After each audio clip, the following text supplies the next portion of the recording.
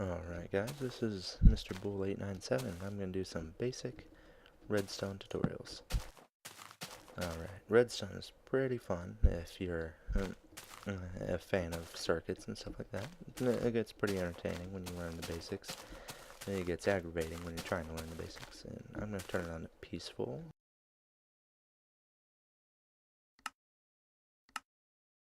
Alright, still had it on hard for my Let's Play. Anyway, as you could have seen, I'm using the Too Many Items mod. Really comes in handy when you're like just want to play around a little bit, except for in creative mode you don't really need it as much, but it's still fun to use. Alright, anyway, on to the basics. Got basic redstone wire here. This expands for 15 blocks. That's block number 15, and there's 16.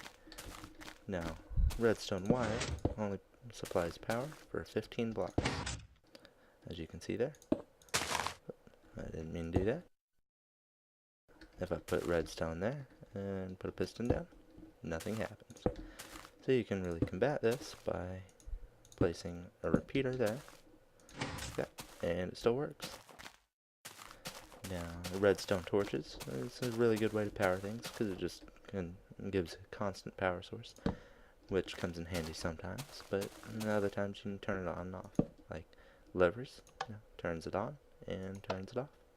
Levers are pretty fun too. And then you got a stone pressure plate. Step on, turns it on, and turns it off. The difference between a stone and a wood pressure plate is, a wood pressure plate works the same way, except for throw that on there, and it works. Some people like to use these for those detector doors that you might see where you walk up and you pick up the item and it turns it off. Those come in handy sometimes too.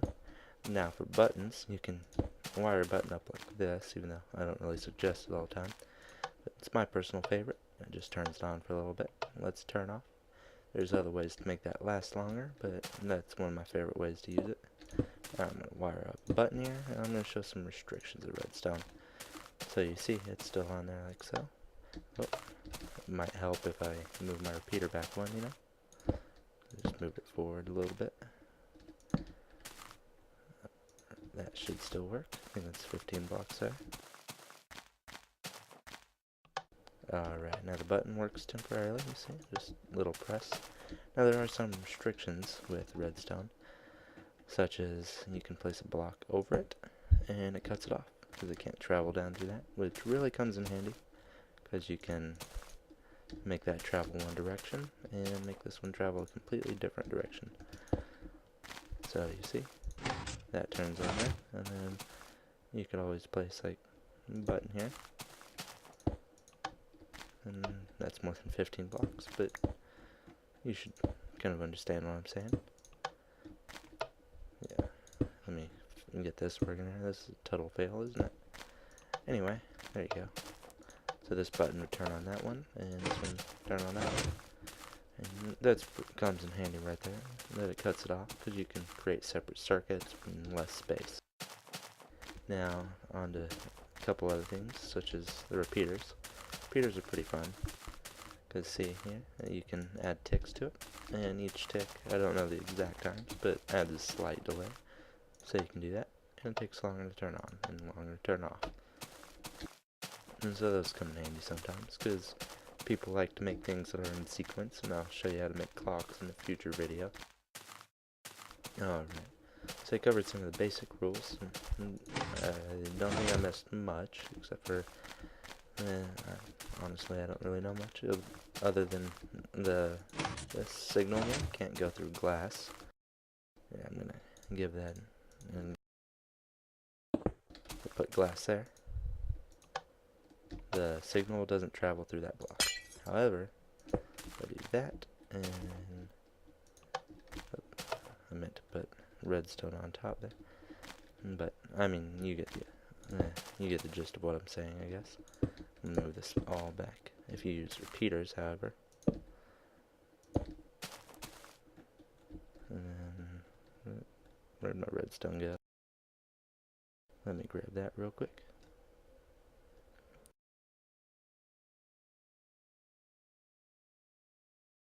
There we go.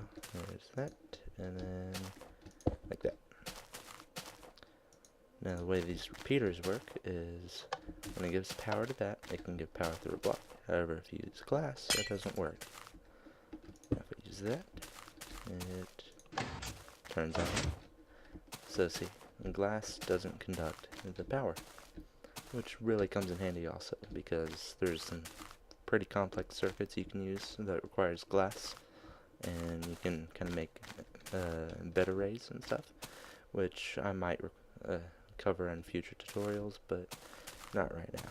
Now I'm going to move on to some basic gates. I'll start out by showing an OR gate. So like so, and then do that, and I'm going to use the piston. Now an OR gate, any lever activated can turn it on or off, which is a pretty good one to use sometimes if you want to make something just like separate doors and everything. Now, another one that's commonly used is the AND gate. Put that there, and there. And then put a lever there, and a lever there.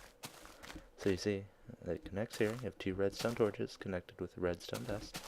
And then redstone torch here, where that dust will turn it on or off. And if power is given to a redstone torch, then it turns off, which means that would be off. However, with an AND gate, that torch turns off. However, that one's still on, supplying power there, leaving that torch off. Now if I turn both of them off, it turns this torch on, which turns that on. That's another pretty simple one, and I think those are the only two I'll cover in this tutorial because they're the easiest. Now, you can invert these signals, which I tend to do a lot, such as if I'm not going to quite cover it too much here, but I like to invert signals. This isn't the most efficient way of doing it, but I do. Like so. I think that won't work. I'm too close here. Need more space. Okay. I can do it like so. I'm not terribly good at being efficient with my designs. That's something you'll learn. But I can make them work. Alright. Now if I turn these back, the signal's inverted, which means this will always be on, and then we turn both of the levers, and it turns off. And you can also invert the OR gate, which comes in handy too. Alright. Now the last thing I'm going to cover in this tutorial is going to be the T-flip-flop. They are pretty much my absolute favorite thing to make. I'm gonna wire this up to my button here. Put a button, and alright. Now you're gonna need two pistons, and then a block there, torch there, and the torch is gonna be what you gotta use your output. So you're gonna just make that lead there, and then like so. Now, but two more blocks are going to be needed right there. Redstone torch on either side. Redstone across the top, and that's what you're going to wire from. So you're going to take this and wire that right into the button. Then when you press the button, it flips, and it turns, when the block is over here, the redstone power can travel through the block. However, redstone power can't travel through the arm of the piston. Therefore, it turns it off. And this is one of the best ways you can make buttons really efficient, especially since they usually blend in with the smooth stone, which is really good for making secret rooms. This is possibly one of my favorite things to use, and one that I use more than anything.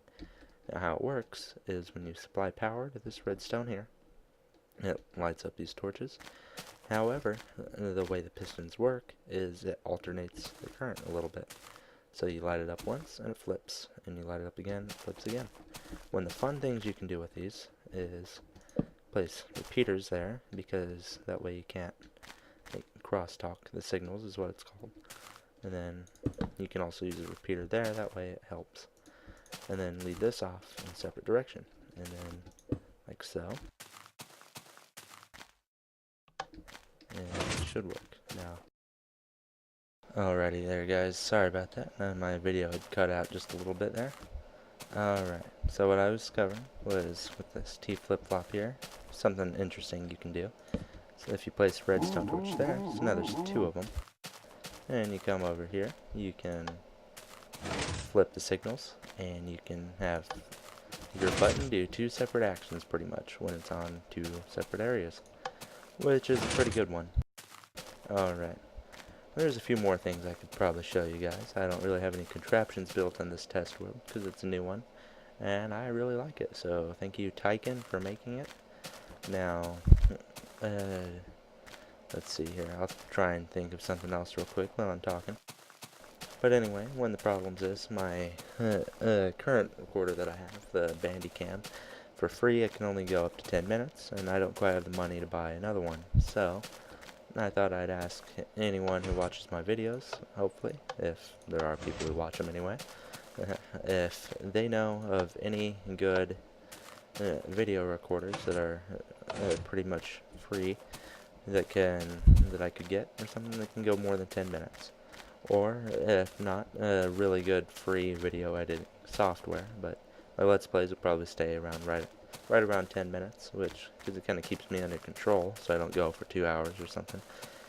But I think that's pretty much it, so thanks for watching, and this was Mr. Bull 897. See ya!